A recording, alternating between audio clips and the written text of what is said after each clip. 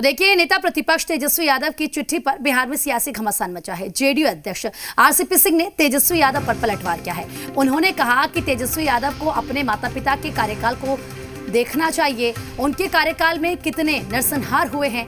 RCP Singh ने आरोप लगाया कि उनके पास बोर्ड की डिग्री नहीं है। तो चिट्ठी कौन लिख रहा है, वो किससे चिट्ठी लिखवा रहे हैं? आरसीपी सिंह ने तेजस्वी यादव से अपील की है कि अगर देना है तो बिहार के विकास को लेकर सुझाव दें। हमारी सरकार उनकी मांगों पर विचार करेगी। आपको ये बता दें कि तेजस्वी यादव ने राज्यपाल को चिट्ठी लिखी थी और कानून व्यवस्था को लेकर सवाल उठाए थे। नेता प्रतिपक्ष ने राज्यपाल से हस्तक्षेप करने की मांग की है। तो देखिए किस तरीके से यहाँ पर आरसीपी सिंह ने ये बात कही है। सीधा सीधा तेजस्वी यादव को उन्होंने सलाह दे दी है कि भाई ये चिट्ठी आप कैसे लिख रहे हैं, बोर्ड पास नहीं है, किससे चिट्ठी लिखवाते हैं, सुझाव देना है तो ऐसे कीजिए कि आप बिहार के विकास को लेकर सुझाव दीजिए, उस पर हम काम भी करेंगे। लेकिन अगर आप हमारी सरकार के कार्यकाल पर अगर आप सवाल उठाते हैं तो जरा पीछे जाइए और अपने माता पिता के कार्यकाल का वो समय आप देखिए, उस वक्त क्या होता था। और ये देखिए, दो तस्वीरें आपको दिखा रहे हैं किस तरीके से सीधा सीधा आरसीपी सिंह का पलटवार तेजस्वी यादव पर, और जो चिट्ठी तेजस्वी यादव ने लिखी है वो भी आपकी टीवी स्क्रीन पर है।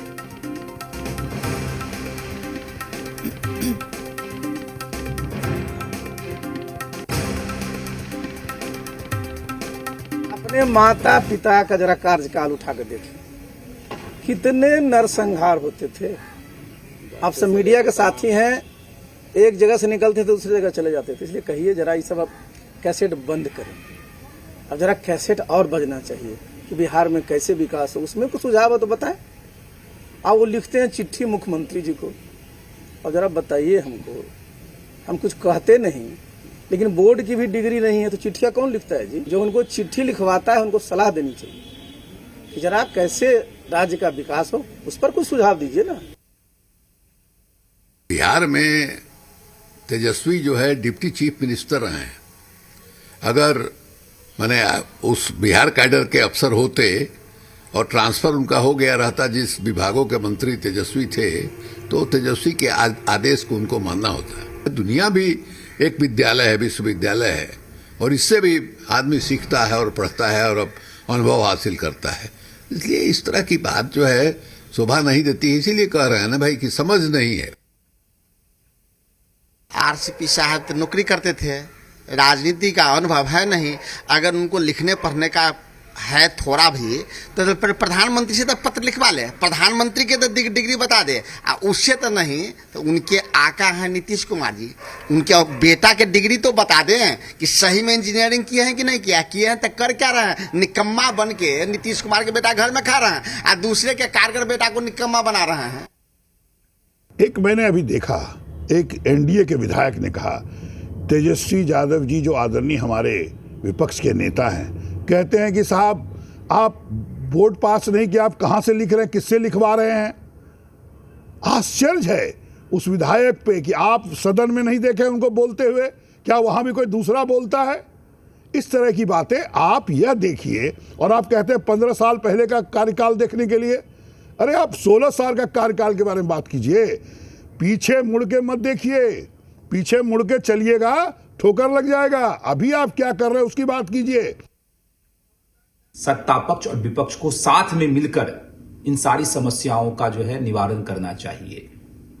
पिछले 15 सालों में क्या हुआ, लालू जी के राज में क्या हुआ, आदरणीय नीतीश कुमार जी के राज में क्या हुआ, इन सारी बातों पे बहस करने की बजाय अगर हम लोग सही दिशा में ऊर्जा लगावें तो निश्चित रूप से जो विकसित बिहार की परिकल्पना है उसको हम लोग पूरा करने में सफल होंगे। आरसीपी सिन्हा जी ने ठीक ही कहा है। जो व्यक्ति मैट्रिक का परीक्षा नहीं पास किया हो और वो व्यक्ति लेटर लिखे सरकार को, ये समझ में नहीं आ रहा है। पहले जनता को ये दिखाएं कि मुझे लेटर लिखने आता है। लेटर लिखने आता है या नहीं आता है ये तो जनता प्रूफ करेगा कि आप लेटर लिख सकते हैं कि नहीं लिख सकते हैं। और अगर आप खुद लिखे हैं तो बहुत अच्छी आदत है कि आप कम से कम लिखना पढ़ना आप चालू किए हैं। किसी बात को समझने के लिए, लिखने के लिए एजुकेशन की जरूरत होती है।